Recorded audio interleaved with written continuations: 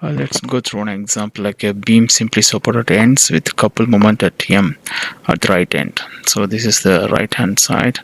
Like if we apply the moment at this joint 2, what would happen, how much slope it will come, and how much slope at the joint 1 also it will come. Like we know at the joint 1 MA by 6EA, ML by 6EI, and at the joint 2 is ML by 3A, ML by 3A. That means like whatever the amount of moment it's applied here, like this much deflection it will produce, right?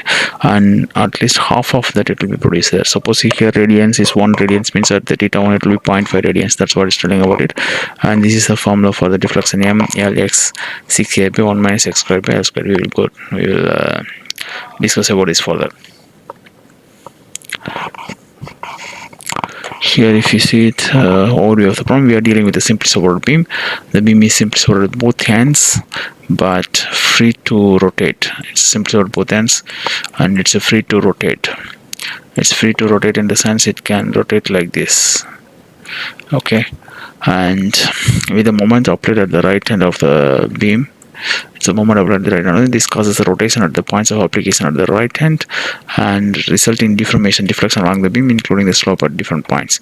M, the applied couple of the moment, that is the M at the right hand of the beam. L is the length of the beam, that's the L, that's the length of the beam.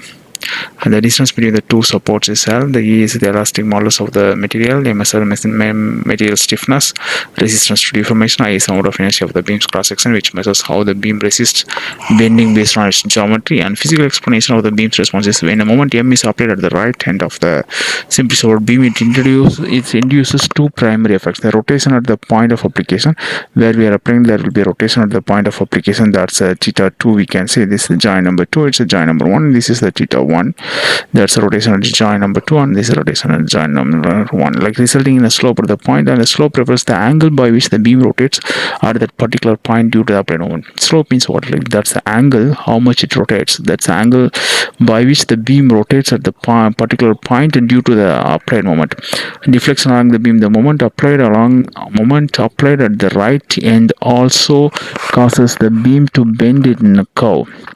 And the vertical deflection, or how much of the beam moves vertically at any point, is a result of both the applied moment and the beam's material and geometric properties. Now let's dive deeper into the formulas. Now we can go into the next step. Like here if you see, this is the slope at the left hand end, that's here. This is the theta 1, that's left hand end, and this is the theta 2 where we apply the moment. Here it's like almost ml by 3I, ml by 3ei. Suppose if it's like comes out to be 1 radians, means the theta 1 it will be half of that 0.5 radians. That's why it's ml by 6ei. That means it's like a 0.5 times whatever it is there. That means it's 1 divided by 2 equal to ml by 6ei, right? ml by 6ei, that's equal to 0.5 times ml by 3ei, right? Okay, the formula calculates the slope at the left hand of support. The moment applied at the right hand causes the beam to rotate. This rotation is transferred to the left hand. The magnitude of the slope at the left hand is proportional to the m and l. It's proportional to the m and l. That's proportional to the m and l, and inversely proportional to the e and the I. Right, the larger moment, longer the beam and flexible material means will lead to a larger slope at the left hand. At the right hand, theta 2 is called the formula calculates slope at the right hand of the beam, which is the point where m is applied, and the slope at this point is influenced by similarly ml by I, but due to the applied moment, the slope at the right hand is twice as large as the slope at the left hand. So due to the applied moment, because the moment is applied here, due to the applied moment, the slope at the right hand is almost twice as that of slope at the left hand, and hence the factor 3 in geometry is instead of 6. That's a 3 instead of 6. And if you go here, deflection formula, this, if you see the deflection y can be represented as the vertical displacement of the beam. This is the beam, this is the deflection, right? So this is the y axis, y displacement, not y axis, is y displacement. This along the x axis, this x axis, this is pi number 2, this is pi number 1, right? So y of x is equal to ml x into 1 minus x squared by l squared. The term you can see 1 minus x squared by l squared. That's where we have to see something like this term describes the shape of the deflection curve. So parabolic at x equals 0 left hand, and the deflection is 0 since the beam is supported here. If you put 0, it becomes 1 minus 0. That's right, and then x equal to 0. So everything will become 0. Deflection is 0, right? ml x. If you put the x value is 0, it will become 0.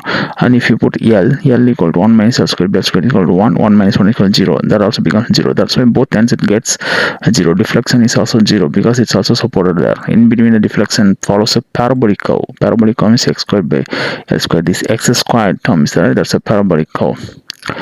Bending caused by the applied moment. That's due to the bending moment applied this joint. Like the magnitude of the deflection at any point depends on the position x. It depends on the position x and l also, right? And applied moment and the m, l, x. These are the three parameters, and l also material property c and I. At midspan l by 2, the deflection will be maximum, will be at its maximum, and the formula gives the vertical displacement at that specific joint. The deflection increases the larger applied moment and longer beam and more flexible material. That will be the more deflection.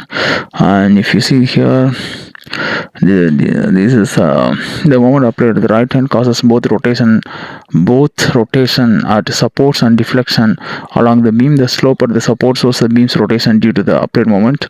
The deflection equation gives us the vertical displacement at any point along the beam. This is the displacement forms a curve due to the bending effect of the applied moment. The beam stiffness E on I geometry will play a significant role in determining how much the beam will rotate. Its effect. This approach provides a detailed understanding how a beam responds to applied couple moment at one end, how this affects its overall deformation behavior. Let me know if you need any further clarification, right?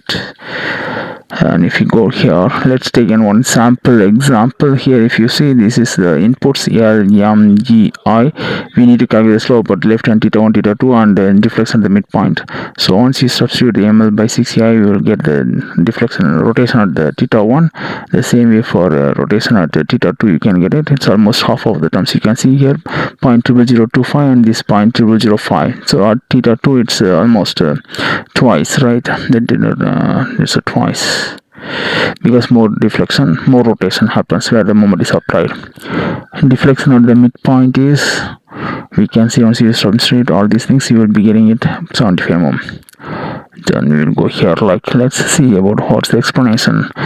I have been reading about the simplest order beam, but I am still having trouble about understanding how we can calculate the slopes and deflections when a moment is applied. Can you help me out?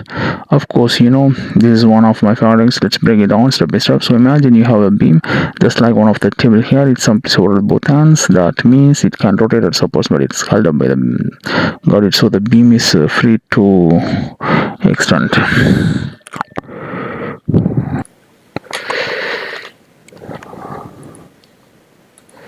Here, got it. So the beam is free to rotate, but it cannot move up or down at the ends. So here's the twist. We apply the moment at the right hand of the beam. Think of this a moment force trying to rotate the beam around the right support. This moment is going to cause the beam to bend and rotate at both ends, and our job is to calculate how much the beam rotates at the ends and how much it deflects.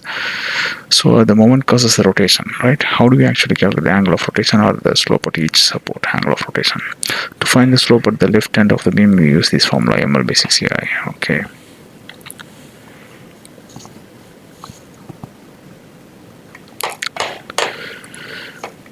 Okay, I see the angle at the left end depends on the applied moment, length, and material stiffness. And since the beam's material and geometry play a big role, more flexible material or larger beam will cause larger slope. Yes, the larger moment, larger the slope. That's right. What about the slope at the right end? I'm guessing that's different because the moment is applied there, right? Yes, you are spot on. The slope at the right end is given by a different formula, ml by 3ai.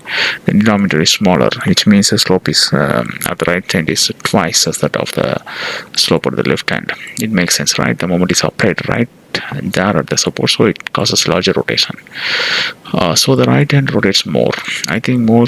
I'm starting to get it, but wait, what about the deflection? How do you figure out how much of the beam bends and at any point on its length? Great follow up. The deflection at any point along the beam is given by this formula. That's right. And then I think I get it. At the ends of the beam, the deflection is zero, right? Because the beam is supported. But at the mid, the deflection, where the deflection is more, the deflection is larger than the midpoint because this is where the beam experiences maximum bending, most bending. The formula gives us the vertical displacement at any point. We can use it to find the deflection at the midpoint anywhere along the beam. The beam goes downward, bend curves downward in the middle, and the amount of it depends on the moment, material geometry, right? Exactly. The more flexible the material or longer the beam, the more it will bend. Applied moment directly affects this bending as well. So the slopes tells us how much the beam rotates at the ends. The deflection tells us how much the beam bends in the middle. This is all starting to make sense now.